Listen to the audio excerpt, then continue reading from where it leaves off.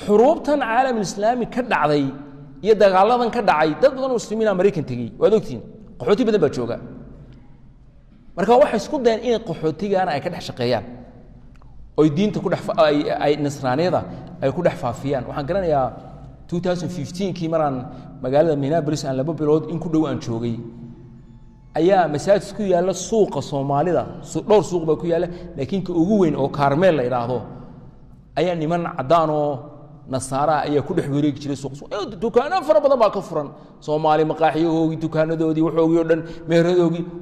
waa meel de waa Muqdisho yar baa la yiraahdaa wada taajib saadaad aragto marka niman nasaara ku dhex wareego cadaan oo doonay inay Soomaalidan maxay ku faafin waa dumar wada xijaaban oo ma sha Allah alayhim dukaankaygaas la soo dhex fadhidaa xijaabkayga weyn tafsiir iyo cajaladii culimada af Soomaaliga u dhageysanaysaa hay ku faafin marka habeen baa anagu salaadii cishaa toona maghrib been maghrib cishaa xilliga hore kaleed baan filaya ama bacda cishaa anagu masaajidka fadhinaa ayaa waxa lagu yiri maxamed oo niman baa jooga halkan nasaara ah oo ku soo noqdo suuqa oo bal weeraan niman kiri waa niman dhalinyaro masaajidkan aanu u dhex fadhiisanay oo wada hadalay dabcan waxaan ku wada hadalay de waxa idin diin iyo islaamiyada de wax isku sheeg bay ahayd kursigan sheekheena u dhibe sheekh Jaabir geey kursigan Allah xafidka amarta kursigan waxa dhacday markaa ikhwaani waad aragtaa siday u dhex socdaan suuqyada muslimiinta waad aragtaan magaalada aanu deganaa Portland la yiraahdo ayaa waxa aan ogaanay Islaam Center kan u jeedaa waxaan ogaanay nin Mareykan ah oo isagii xaaskiisa iyo dhowr kale isku xiran yihiin ay Soomaalida ka dhex shaqeeyaan tabaa waxa jira dad badan oo in Mombasa iyo Soomaaliya Nairobi iyo Kenya kimid af Soomaaliga yaqaan aad far badan marka xaaskiisa waa gabadh cad soo waa nin cad weeyaan xaaskiisa ayaa aabaheed baa baadari ka ahaa muddo badan East Africa waliba Tanzania ahayd baan filaya Tanzania uu baadari ka ahaa ilaa nimankan waa niman ishibeeniya weeyaan way u go'ayaan caruurtiisana halkaas uu ku korsaday marka inantiisan oo ninkan Kristaanka Nasraani uu qaba ayaa af Soomaaliga ayaa fluent bay ku ahayd caadi ugu hadisay sida qof Soomaali ugu hadisay dad badan oo Soomaali oo af Soomaaliga ku hadlay ayaa joogay magaalada waliba marka iyadu dumarka Soomaalida ka dhex shaqeyn jirtay bal inta ku fiirsada waxaan ku ogaanay waa la soo sheegay wadaadada masaajidka mar xilli samar aheed ayaa inamo muslimiina ayuu ninkani aan xustaa magaciisa Mike baa la oran jiray ayaa wuxuu sameeyay barnaamij uu sameeyay waxaan u baahnay in dhalinyarteen aynu ku dadaalo wuxuu sameeyay jiray in ciyaalka Mareykan wax jecel yihiin basketballka hubin baa la yiraahdaa aad bay baasha ay ugu baahan yihiin barnaamijyo program basketball iyo markay dhameystaana oo waxa la cunaylo ma waxa siinaya garamadii inuu soo iibiyay tiimamkii markaan ogaanay ayaan dhalinyartii aan ku dhex dhacnay alxamdulillah waan ka ridnay barnaamijkiisa uu soo khidayna dadkii masaajidka joogay way kala tuureen alxamdulillah laakiin xaaskiisu maxay qabanaysaa maadaama af Soomaaliga taqaano dumar badan oo Soomaali af Soomaaliga ay ku hadlaan oo dhinaca ka yimid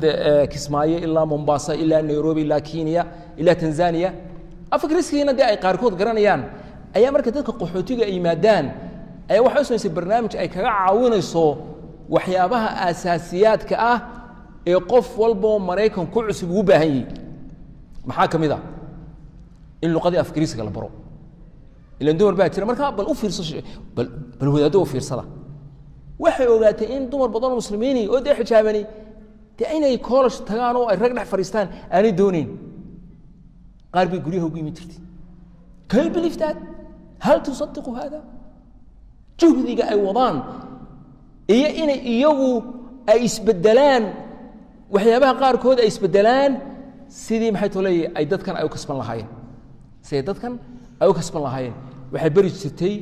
af Ingiriisiga basic English waxay ka caawin jirtay driving license-ka iyada bari jirtay sida gaariga loo kaxeeyo ilaa Mareykan gaari la'aan ma shaqaynayso noloshaadii baa noqonaysa nolol aan de si qofka aan Mareykan gaari kaxin taqriiban waa qof curyaani weeyaan noloshaada baa ku xiran gaariga soo loo kaxeeyo license-ka in driving license-ka sida loola soo baxo waxaa badan oo saasi ka caawin jirtay maxay u jeedaa waxay u jeedaa in dadkan ay mawado iyo naxariis iyo caawitaan ay caawisay ay ku kasbato dadkan waa dad imtixaan weeyaan waxa iyadu isleedahay talow maalinuun dumarkaasi laba kamid ama saddex kamidii inuu qalbigoogu isbedelo uu yiraahdo warta dadkan dad xun ma aha soo tan caawinaysa soo tan wax la qabanaysa deetan ay halka ay ka galaan markaasi taasi mid weeyaan waxyaabaha mutamarka in lagu qabtay ka soo baxay mas'ala kale jirto ay mutamarka kaga hadleen waana mas'alo yani bid'aanimada lidku ah laakiin xumaantooda aawadood iyo cadaawadda iyo colaadda islaamka u hayaan aawadeen way qarsan kari waayeen bunuudda diraasada ay soo saareen inii sheegayna way ku jirtaa maxay tahay waxay yidhaahdeen kawaarista dabiiciga natural disasterska ee dunida islaamka ka dhaca ama ha noqoto duufaano dhacay abaaro dhacay dagaalo dhaco ay dad qaxeen intaba waa inaynu uga faa'iidaysano sidii aynu diinteenna ugu dhex faafin lahayn dadka muslimiinta sababtaasaan u idhi waa waqaaxad weeyaan inaad qof doonaysid inaad cunto aad siisay aad diintiisii aad ku beddesho marka meel kale ay u soo maraan ilmo sii dhimanaya oo boggii calooshii ay isku dhegeen hooyo ay diifi hayso oo gaaja ay dilayso ilmaheygina uu ku ag baktiyaayo ayaa waxay doonayaan inay jeex roodhiya inta afka u geliyaan ay dhaahdaan ilaahay ciise ahaa ayaa ku siiyey tacaala allahu camaa yaquuluun haddaad masxi aad ku samayso caalam alislaami maanta kawaarista ka dhacdo oo dhan waxaad arkaysaa in istiqlaal ay ku sameeyaan istiqlaal inay ku sameeyaan meelo aanay muslimiin gaadhinna ay gaadhaan waxaan garanayaa siddeetanadii muctamar aad u cajab badnaay oo aad uga faa'iidaysana culimo badan aanu kala kulannay oo sanadkiiba mar la samayn jiray wuxuu socon jiray ilaa 5 cisho siddeetanadii markaan ardayga ahaa ayaa mar baa waxaa muctamar ka soo qayb galay doctor cabdiraxmaan sumayd dhakhtarkii kuweytiga ahaa ee noloshiisa oo dhan u hibeeyey afrika u hibeeyey xaaskiisii markii dambe ka haystay kaymaha galay dee isbedelay dee dhakhtar buu ahaa nin dhalinyaro berigaa waan garanayaa wuxuu keri karaayey inuu dee noloshii khaliijiinta uu kuweytka kaga noolaado lacag badan iyo adduunyo badan iyo daaro qurux badan oo iskaga dhex noolaado laakiin waxa weeyaan damiirkiisaa siin waayey inuu ka aamuso shuqulka tansiiriga ah ay nasaaradu ku hayaan afrikada madow ay ku hayaan wixii biskaga tegey jazaa allah khayr xaaskiisuna way ku taageertay oo way isgarab taagtay nolosha adag ee kanaacadu ay cunayso ee magaranaysaa mararka qaarkood kaymo in khatara ay dhex gelayaan ay kula noolaatay taasina waa risaalaan u diraayo gabar walba oo xaas u ah sheekh ama daaci diinta u shaqaynaya inaanay maalinna ku odhan war dee ma waxa weeyaan ma annagaadna qabtaa mise waxaad qabtaa in dacwadan iyo masaajkan baad qabtaa gabar baan garanayaa kanadaheedo wadaadkeyga ayaa aad islamic center kanada ku yaallay aad uga shaqayn jiray way odaygii way dhibtay markii dambe ku tiri dee nio kala dooro dee ama anigay dooro ama dee meeshan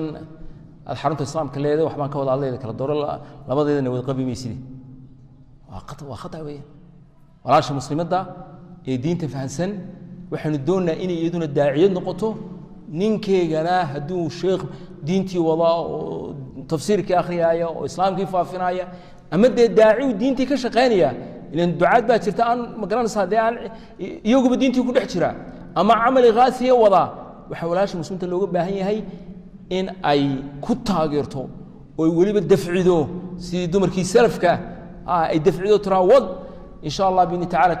intaynu adduunyada kaga raaxaysan lahayn jannada kaga raaxaysan lahayn raaxada adduunka inagu dhaaftaana jannadaynu in sha Allah ku barwaaqaysan inaynu ku mashxaradi aan kugu mashxaradi doona ay tiraado hadaba doctor Cabdiraxmaan qisu marka sheekay waana fadhiyay maalintaasi mutamarrid raabita shaamis arabi kamid aha wuxuu yiri mar baan go'aansaday buu inaan lillaahi aan u tago meel aan marka waxa ahay mandaqada doonaya waa mandaqo dad diimahan wathaniga afrikaanku ay rumaysan yihiin wuxuu waxaan ku tashaday inaan tago mandaqad aan qof iga horeyn sidaan ilaahay ugu dhawaado amalkaasi saa waxa la ii sheegay dadkii muslimiinta ee nala joogay buu yiri ayaa waxay sheegeen meel kayna oo dad yar dad afrikaano qabaa'il yar ba ku nool laakiin lama degaana waa kaynba gaarina laguma gaaraalay gaarina laguma gaaro oo maxaanu sameynaa diyaarad kireysatay helicopter kireyso ha ku qaado helicopterku kaynta ku dhex dejiyo de waa adigiyo ina qabaa'isha afrikaanka iyo libaaxyada iyo shabeelada meesha ku nool atigiya buu antigiya si aan u caga dhiga meel aan diinta islaamka hore loo gaarsiin bal dadka hamigooga ikhwaani hamigoog inagana muslimiin baa la nool gaala inoo timaada bal nimankan afrikaanka mise madaaristeennii joogay wada kiristaanka ee caruurteennii influence ku sameynaya meenu barnaamijyo sameyno meenu dacwada gaarsiino meenu bedelno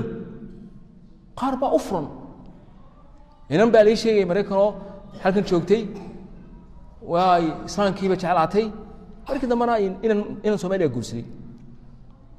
guursaday dad badan ba hadii loo sheego aqbalaya waayahay Dr. Cabdiraxmaan de helicopterkii aad wuxuu ku haystay diyaaraddeed keyntii baa la dejiyay meel tuulo yar ay joogaan dad qabaa'il afrikaani wuxuu yiri waya lil ajab waxaan la yaabay yiri waxaan ugu tago ay soo horeysay islaan nasraaniyada baadariya ma aha qof dhalinyaro ma islaam weyn bay hadbuur hada waxa filaa in yiri malaha inka daagiradu hada ay khayaamin 70 jir meelaha gaadhi